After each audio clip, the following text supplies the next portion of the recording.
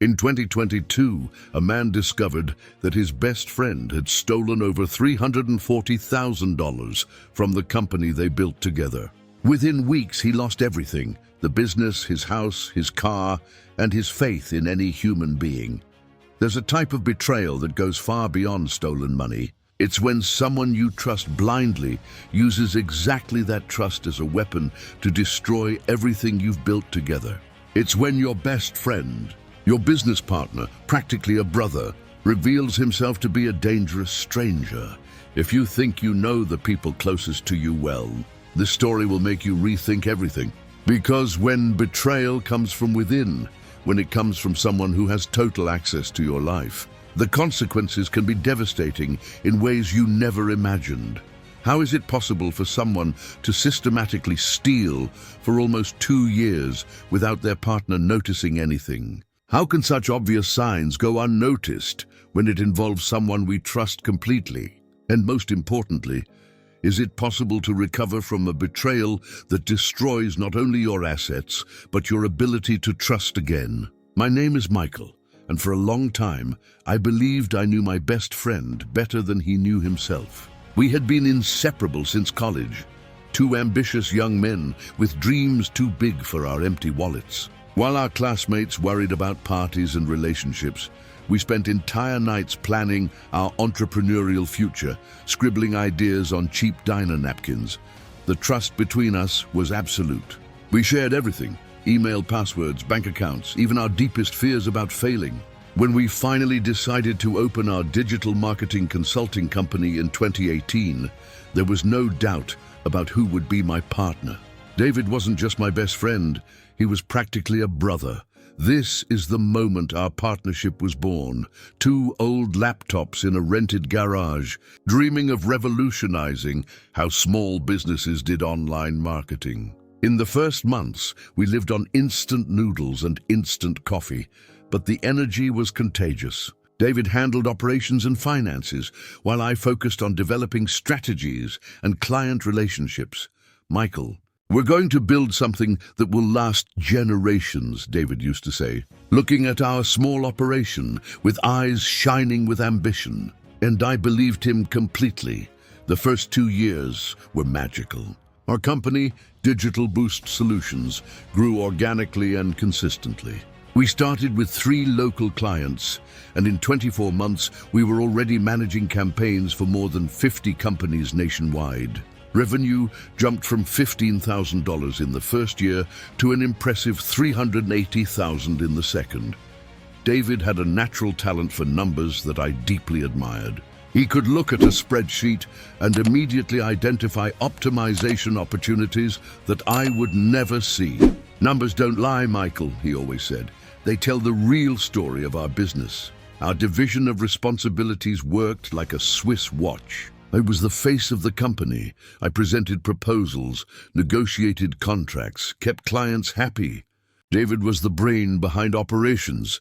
He controlled cash flow, payments, investments, hiring. We trusted each other blindly and completely. This is David in 2019, a 28-year-old man, always impeccably dressed, with a mental calculator that impressed any accountant. He had developed financial control systems so efficient that our company operated with a profit margin 23% higher than the industry average. I felt lucky to have such a competent partner taking care of the part I understood least. The first cracks began to appear in the 3rd year, but they were so subtle that I interpreted them as signs of growth.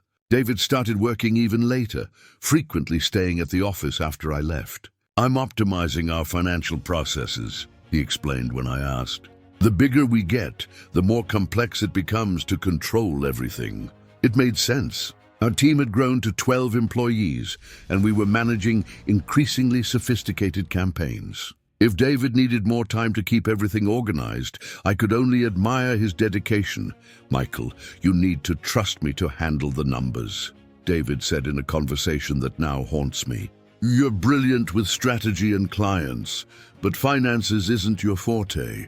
Let me handle this part, and you focus on what you do best." And that's exactly what I did. I signed documents without reading them completely. approved transfers based only on his word, and never questioned why certain expenses seemed to be increasing faster than our revenue. David was my partner, my friend, my chosen family. Why would I doubt him? This is the office we built together in 2020, 200 square meters downtown, with a river view, modern furniture, and a conference room that impressed any client. I felt proud every time I walked in there. It was physical proof that our dreams were becoming reality, but there were signs I chose to ignore. David started wearing more expensive clothes, changed cars twice in 6 months, and always had creative excuses to explain these changes. "I'm investing in my professional image," he said. "Clients trust consultants who look successful more." When I questioned some expenses that seemed excessive, David always had a technical explanation that sounded convincing. "Michael, you need to understand that we're in a heavy investment phase. These expenses will pay off in the coming quarters." And I believed because I wanted to believe. The truth is that I was so focused on making the company grow that I completely outsourced my responsibility to understand the finances. David had become the guardian of all our company's financial secrets, and I had become a blind partner, blindly trusting someone who was slowly destroying everything we built together. In December 2021, our company was billing $720,000 annually. On paper, we were an absolute success. I slept every night proud of what we had built, planning expansions and dreaming of the bright future that awaited us. But as I would soon discover, the numbers I saw didn't tell the real story. And the real story was about to destroy not only our company, but also my faith in humanity and my ability to trust anyone again. How is it possible that someone you trust with your entire life could be systematically stealing your dreams right under your nose? The discovery happened on an ordinary Tuesday in January 2022, in such a mundane way that it still gives me chills. I was trying to access our main bank account to verify a client payment when I noticed my password had been changed. I called David, thinking it was some system error. "Oh, I changed some passwords for security," he said casually. "I'll email you the new ones later," but the email never came. And when I insisted, David always had an excuse. He was in a meeting, had forgotten the system was down. For the first time in 4 years of partnership, I felt a pang of distrust. This is the moment that changed everything. On a Thursday night, I decided to stay at the office after David left. Using my administrative access to the system, I started going through financial documents I hadn't seen in months. What I found made me question if I was having a nightmare. Transfers of $15,000, $25,000, $40,000 to accounts I didn't recognize. Payments to consultants who had never set foot in our office. Travel expenses to places where we never had clients. In 3 hours of investigation, I identified more than $280,000 in suspicious transactions over the past 18 months. My first reaction was to deny reality. There must be an explanation, I thought. David will clarify everything tomorrow. But when I confronted my partner the next morning, his reaction told me everything I needed to know. "Michael, you're being paranoid," David said, avoiding my gaze. "These are all legitimate expenses. You yourself said I should handle the finances. Then explain this $35,000 transfer to your personal account," I replied, placing the statement on the table. The silence that followed lasted an eternity. David looked at the paper, then at me, and finally collapsed in his chair. "Michael, I can explain everything. It's not what it looks like." But it was exactly what it looked like. In the next 2 hours, the truth came out in pieces. David had been embezzling money from the company for almost 2 years. It started small, loans of a few thousand that he promised to return. But as his lifestyle inflated, the amounts grew exponentially. "I always planned to pay it all back," David repeated, as if that justified the betrayal. "The company was doing well. I thought you wouldn't even notice. This is the David I discovered that day. Not the loyal friend I knew, but a man who had built a double life at the expense of our shared dreams. The luxury apartment, the imported car, the constant trips, all financed with money that should have been securing our company's future. The complete audit revealed the true size of the disaster. In 22 months, David had embezzled $340,000. Worse still, he had taken out loans in the company's name without my knowledge, leaving us with an additional debt of $180,000. Our company, which on paper billed $720,000 annually, was actually operating with a deficit of more than $500,000. How did you manage to hide this for so long? I asked, still trying to process the magnitude of the betrayal. You trusted me completely, David replied, and there was genuine sadness in his voice. You never questioned anything. It was easier than I imagined. The following weeks were a blur of lawyers, forensic accountants, and sleepless nights. I discovered that David had forged my signature on documents, created phantom invoices to justify transfers, and even lied to our employees about bonuses that never existed. This is the office I was so The following weeks were a blur of lawyers, forensic accountants, and sleepless nights. I discovered that David had forged my signature on documents, created phantom invoices to justify transfers, and even lied to our employees about bonuses that never existed. This is the office I was so proud of. Suddenly, it looked like a crime scene. Every piece of furniture, every piece of equipment reminded me of how I had been deceived. The employees looked at me with a mixture of pity and distrust, wondering how I hadn't noticed what was happening right under my nose. The financial situation was desperate. With accounts frozen and loans due, we couldn't even pay the team's salaries. In 2 weeks, we lost 8 of our 12 employees. Clients, sensing the instability, began canceling contracts en masse.